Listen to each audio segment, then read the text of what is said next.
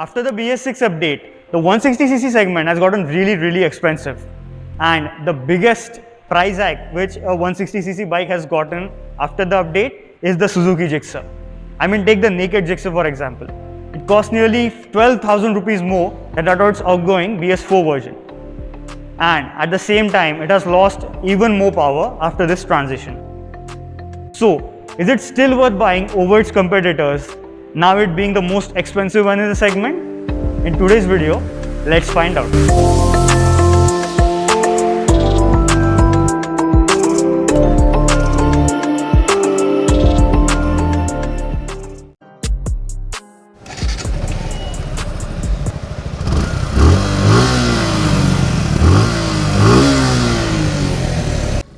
Riding the BS6 Gixxer out on the highway, you'll be very impressed by the performance of its engine and simply won't notice any drop in performance in the bottom end and mid-range over the BS4 model. That's because the bottom end and mid-range of this bike has an adorable power delivery as it pulls strongly till about 8000 RPM. And here's where the differences lie between the BS4 and BS6 versions. That's because the top end is where Suzuki has compromised on the performance in order to make it BS6 compliant, as above the 8K mark the power fades off and what you get instead are quite a few vibes on the foot pegs and the tank. Suspension on the Gixxer is quite a bit stiffer than its competitors as it does transfer most of the bumps to the rider without mercy. But that gives it some crazy handling, as I think the Gixxer is still one of the best handling bikes under 1.5 lakhs. The front end has great feel and feedback, while the lightweight and compactness of this bike means it's very flickable in the twisties as well. Brakes too are some of the best in the segment as they offer great feel and feedback as well as stopping power. Clutch is light and so are the gear shifts. Now, the Apache has the smoothest gear shifts in this segment, while the Gixxer has a more clicky feel. Although, I did face some forced neutrals on multiple occasions, something which still can be improved on the Gixxer. So, the big question then, is the BS6 Gixxer 155 good for touring? Well, the sitting posture of this bike is a bit more committed than its rivals. It isn't uncomfortable by any means, but you'll have to get used to it. The suspension is on the stiffer side, which means you'll have to be watching out for potholes more often. The stiff suspension does mean that you'll get better stability on the highways. But one thing to note is that the NS 160 and Apache 160, being 10 and 6 kgs heavier respectively, will remain more planted on the highways compared to the Gixxer. And now the most important aspect of touring, which is touring speed, engine revs, mileage and tank range. The speed on this particular bike was disconnected, but based on previous experience of riding a BS6 Gixxer SF150, it does 100 km an hour in 5th gear at 7500 RPM. Speeds at which the mild vibes are felt on the tank and foot pegs. So the best cruising speeds of this bike will be around 85 to 90 km an hour, at which the engine settles at a relaxed 6500 RPM and feels considerably smoother.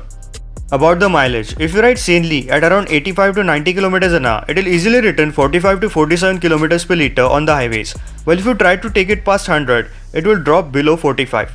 Considering an average fuel efficiency of 45 and the tank being 12 litres, a tank range of around 500 to 520 km will be achievable. Now after the BS6 update, the obvious change on this engine is that of the catalytic converter. So it gets an additional catalytic converter right here. For performance, the engine is identical, but due to the BS6 tuning, it has lost 0.5 PS and 0.2 Newton meters compared to the BS4 version. So it now produces 13.6 PS and 13.8 Newton meters of peak performance. Performance is now closer to that of the FZ rather than its other Indian rivals. The wheelbase is pretty much the same at 1355 mm, which is 5 mm shorter than that of the 250cc naked Gixxer. It gets the same box section swing arm at the rear and 37 mm conventional telescopic forks up front, and they do look quite beefy, quite muscular on this one. The braking setup is exactly the same, so it gets single channel ABS as standard with a 266mm disc up front and a 230mm disc at the rear. The exhaust unit, again, it gets that chrome element. Now personally I simply don't like the chrome element on the exhaust unit because nowhere else does the Gixxer have chrome on it, and it does look a bit odd on the exhaust tip. The tail section. Now the tail section is a bit polarizing for many guys, but I personally really like it, especially because the first gen Gixxer didn't have a nice looking tail section, but this one is quite nice. The boomerang tail lamp is present here as well. The rear license plate holder though looks really ugly, really big, and this additional mudguard protection and stuff simply does not look that great. It gets a tire hugger at the back and a 140 section tire at the rear, which really looks nice. gives it a nice muscular look from the behind.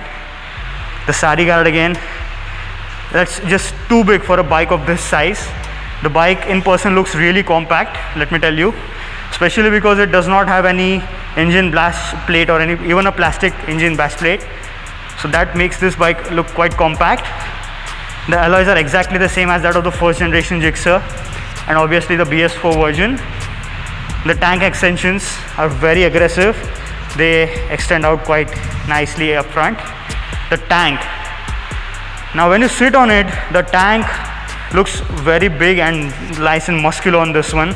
Gives you a nice sporty feeling, especially because the knee recesses have been sculpted really nicely. It gets a single piece handlebar. Now it's slightly lower and away from the rider so that you are pushed ahead, you are pulled ahead basically into the front wheel. That makes the weight distribution a bit front biased. The fit and finish and the build quality on the switchgear could have been better. The Apache 160 offers much better fit and finish and build quality on the switchgear. The instrument cluster, it simply does not have the size and the features as that of the Apache 160, but it still has a lot of information like a big gear position indicator, a speedometer in the middle, tachometer up top, a fuel gauge, a clock and a trip meters at the bottom with 2 additional trip meters, and telltale lights at the side, and this shift light indicator on the central portion. Now it misses out on LED indicators, but none of its competitors offer them. The headlamp. Now the headlamp design is quite nice. In pictures it's a bit polarizing, but in person it looks really good. It will remind you of a Ducati Monster even. And the throw and the intensity of this light is really good at night as well, which is a rarity when it comes to LED headlamps. The seat height is 795 millimeters. It's really approachable because the front section is very narrow. So most of the guys, be it of any fitness level or any height, can easily use this bike in city traffic. They won't need to do even tiptoeing on this one. The seat is a bit on the harder side, even the rider and the pillion seat, and it's a bit tilted up front. So it pushes you into the tank, which might be a great thing for some, but not good for many others. The seating position is a bit on the aggressive side because the foot pegs are directly beneath you and are slightly rear set compared to the first generation. The handlebars, as I've told you earlier, they're slightly away from the rider, giving you that nice front end feel of the Gixxer.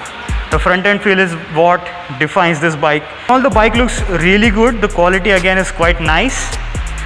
Only one complaint is that the bike is now gotten really expensive. It costs nearly 1.44 lakhs in this locality, which is a lot more compared to its competitors.